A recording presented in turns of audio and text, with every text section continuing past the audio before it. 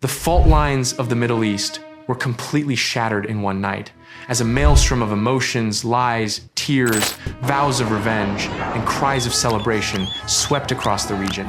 While Crown Prince Reza Pahlavi rallied Iranians worldwide, the regime's patchwork commanders and administrators were already losing their grip. On one side, millions of Iranians danced in the streets, celebrating the collapse of decades of strict rules, oppression, and economic isolation. On the other, the remnants of a regime, deeply shocked by the loss of their absolute leader, wept openly and swore vengeance to the entire world. Yet, the Iranian army stood on the brink of changing sides, poised to turn against the very regime it once protected. Welcome to Strategic Horizon, where we unravel the complex geopolitical shifts that are reshaping our world.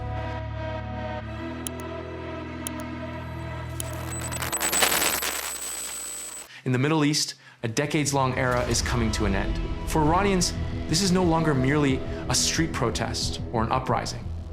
It is a direct civil war, a battle for regime change, and a matter of national existence. After Khamenei's elimination, the cries of freedom and joy rising from the streets of Tehran now mingle with the war drums echoing from the regime's underground military headquarters. What happened on the night of March 1st is not just the end of a 4-7-year-old regime. It is the first domino in a long, dark chain reaction that will fundamentally shake global energy markets, rewrite the diplomatic balances of great powers, and initiate a bloody reckoning within a nation. The war is no longer beyond the borders. It is right in the heart of Tehran. But what truly happened that night, and what shocking revelation could fundamentally alter the course of this unfolding drama? The Iranian people have taken to the streets as one body for Shah Pahlavi. Not only in Tehran, but from London to Washington, millions of Iranians are celebrating. Iranian society has struggled for survival for many years, trapped in an invisible pressure chamber. The anger, suppressed by the state's ideological apparatus, gave way to an unprecedented, uncontrollable, festive atmosphere upon confirmation of the leader's death. This was not merely a political celebration. It was a psychological declaration of the collapse of the theocratic walls built step by step since 1979. People filled the streets, heedless of the security forces, chanting, "Khamenei is dead, Iran is free," and reveling in their liberation from the regime. At that very moment, Crown Prince Reza Pahlavi published his historic manifesto. He likened Khamenei to the tyrannical figure of Zahak from the Shahnameh, declaring, "Ali Khamenei, the Zahak of our time who oppressed Iran's finest sons and daughters, is gone." He then addressed the regime directly, stating, "Surrender to the Iranian nation, declare your loyalty to my plan and our transition framework." The response in the streets was immediate. Pro-freedom Iranians chanted, declaring that the opposition had united around Pahlavi and that the goal was not only to overthrow the regime, but to restore the monarchy. In Nurabad, the people took control of the city. Protest marches were even held near military bases. The fact that large segments of society have overcome their fear threshold and poured out into the streets en masse is a sociological turning point. The inability of the Revolutionary Guards and besieged militias, which the regime has always relied on, to intervene immediately and harshly against the crowds, is the clearest indication of how the paralysis in the chain of command is reflected on the ground. This breakdown created a unique window of opportunity for civil disobedience to grow. Those who were forced to leave their country years ago took to the streets to celebrate this historic moment, organizing themselves through social media. So much so that people were advised on digital platforms to celebrate the weekend by eating at an Iranian restaurant, listening to music, and showing solidarity with Iranian culture. Pre-1979 secular and modern Iranian photographs re-entered circulation, a psychological weapon rejecting the theocratic regime and expressing a desire to return to the modern world. The promises that Khamenei would be danced upon proved that the regime's legitimacy in the eyes of the people had long since been reduced to zero. And now the element of fear has also completely disappeared. Let's pause for a moment and look at the big picture. Because the most critical front in this war is neither the F-35S flying in the sky, nor the warships in the Strait of Hormuz, nor the crowds in the streets of Tehran. The most critical front lies within the Iranian army, in the minds of its officers. Pahlavi's manifesto was not a request, it was an ultimatum. A man who says, "Hand over the government to me," is not making a request, he is offering an alternative. And this alternative is now triggering the same question in the minds of every officer, every commander, every Revolutionary Guard in Iran. Which side will I take? Why is this question so devastating? Because it is not ideology that will determine the answer, but mathematics. This is where Pahlavi's genius must be understood. He didn't just call the people to the streets, he built a golden bridge to the army. The message, "Surrender and be forgiven," is the oldest and most effective weapon of revolutions. Wars that could not be won by military force were often won by this single sentence. The words Pahlavi chose skillfully addressed Iran's deep mythological and cultural codes. On one side, a regime whose commanders had been killed, whose leader had been buried, whose air defenses had been destroyed, whose people had taken to the streets. A temporary leader, Arachi, for whom no one was prepared to die. A defense minister who had been dismissed, meaning the regime did not even trust its own generals. The constant risk of being branded a traitor. On the other side, a crown prince hailed by the people, shouting, "Long live the king," backed by the diaspora and supported militarily by the US and Israel. And a clear message to the military, law enforcement, and security forces. Your weapons must be used to defend the great nation of Iran, essentially an offer of amnesty to those who switch sides. However, the real strategic focus of this manifesto was not in the section addressed to civilians, but in its appeal to the security bureaucracy. Pahlavi directly addressed the army, law enforcement, and even security forces, urging them to use their weapons not to preserve the regime, but to protect the Iranian people. This dilemma is not new in Iran's military history. During the 1979 revolution, even the Shah's most loyal generals switched sides at the last minute. Part of the army retreated to their barracks, declaring, "We are with the people." Now, the same scenario has the potential to repeat itself in reverse. This time, the regime's army could retreat to their barracks in response to Pahlavi's call. This is precisely why the Iraqi statement that new commanders have been brought in to replace them is empty bravado. Appointments can be made, but to whom will the appointee be loyal? To a regime whose roots have been severed, or to the millions in the streets? We know that many officers previously supported Pahlavi, with some turning out to be direct agents. It is inevitable that the new commanders will make the same calculation. Is it possible to save this ship, or is it time to jump ship?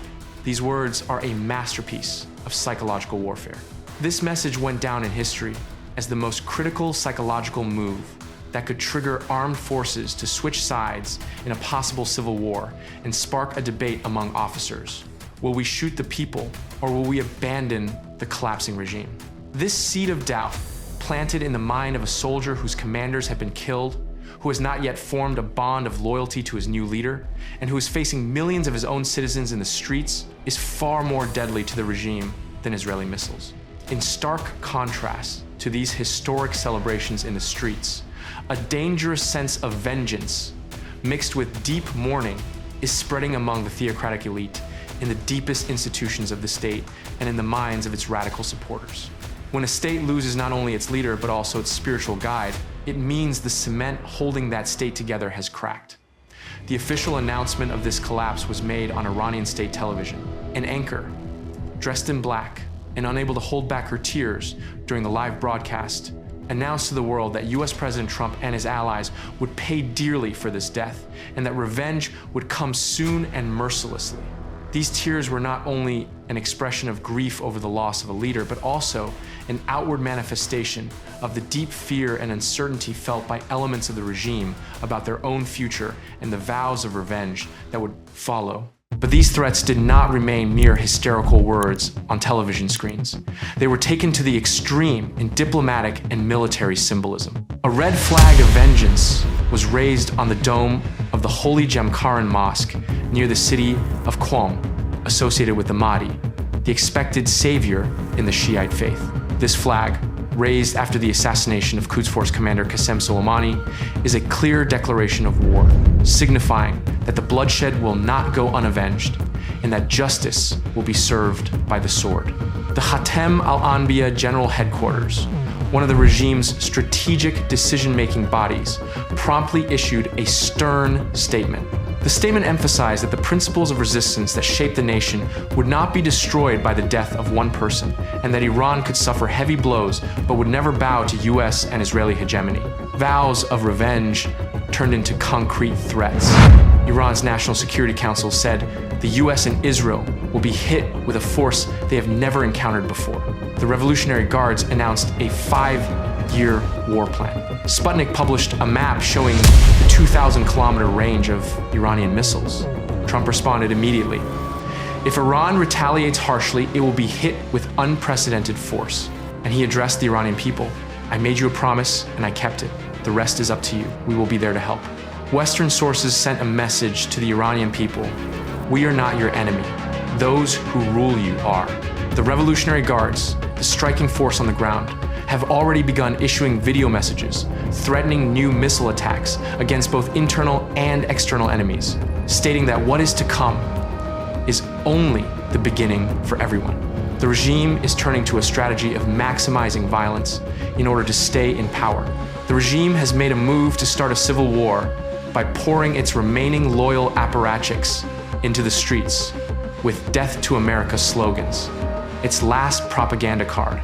But make no mistake, the regime's vows of revenge are not empty words. It still has thousands of ballistic missiles, hundreds of drones, a proxy network stretching from Iraq to Yemen, and the desperation of fanatics who have lost everything. A desperate enemy is far more dangerous than a rational one. A regime with nothing left to lose can set everything ablaze. Iran's National Security Council said they will be hit by a force they have never encountered before. The Revolutionary Guards announced a 5-year war of attrition plan. Proxies in Iraq joined the war. The Houthis returned to the Red Sea. 6 countries were subjected to a barrage of missiles. The war in the region is just beginning. These threats are deadly, but, and this is a very big but, there is no longer a state mind behind these threats. There is no strategic planning. There is no coordinated chain of command. Khamenei's death and the purge of 40 commanders mean that the hands firing these missiles cannot communicate with each other. Iran hitting its own ship in a friendly fire incident was the most striking symbol of this command chaos. The proxies are also cracking. While some militias in Iraq are being thrown into battle, Asaib al-Haq announced its readiness to disarm. Groups like Lebanon's Hezbollah and Yemen's Houthis, seeing the heavy losses suffered in recent years, made a simple calculation: loyalty to Iran or survival. The axis of resistance, each atom, has begun to orbit on its own. This is the crux of the entire analysis. What will stop these threats, the missiles, the proxies, the vows of revenge, the 5-year war plan, is not the Pentagon's aircraft carriers, nor Israel's F-35S, nor Tomahawk missiles. They can strike the regime's body, but what will kill its spirit is the Iranian people themselves. Trump said it plainly: I made a promise to you, and I fulfilled that promise. The rest will be up to you. This is the clearest endorsement of regime change ever uttered by a US president. But it also marks a boundary. The US will strike from the air, provide intelligence, but it is the Iranian people who will fight in the streets. Israeli Prime Minister Benjamin Netanyahu addressed the Iranian people directly with a perfectly timed message. In the coming days, thousands of locations targeted by the terrorist regime will be neutralized. We will create the necessary conditions for the liberation of the courageous Iranian people. Therefore, I'm addressing you again, citizens of Iran. Do not remain idle, because that moment will come soon. That's the moment when you need to take to the streets to show yourselves with your beliefs. This statement is not ordinary political rhetoric. By positioning the movement in the Iranian streets as part of his military strategy, the Israeli leader aims to shift the regime's security forces' attention inward rather than outward. Pahlavi sits squarely at the center of this strategy. Externally, US-Israeli air power is destroying the regime's military capacity. Internally, the people's civil resistance is eroding the regime's social base. And Pahlavi's call to surrender is dissolving the last card: armed force from within. This triple siege, air power, popular support, and the dissolution of military loyalty is the formula for how regimes have fallen throughout history. This is how Ceausescu fell in Romania. Iraqi says, "Everything is very well organized."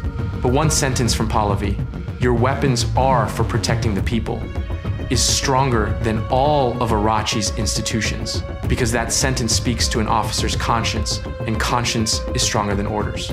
This unique geography, where the heart of history beats, is at a complete breaking point. It will either be dragged into a civil war where groups whose commanders have died fight each other with oaths of revenge flying through the air, or it will wake up to a new dawn after a 4-7-year theocratic nightmare. Whichever scenario unfolds, one truth remains unchanged. The rules, maps, and power equations of the Middle East as we know it have lost their validity forever as of tonight. The final word will not be spoken by missiles or bombs. It will be spoken by the millions in the streets of Tehran. What are your thoughts on this matter? Share them in the comments below. Don't forget to like this video and subscribe to Strategic Horizon for more in-depth analysis. Thank you for watching.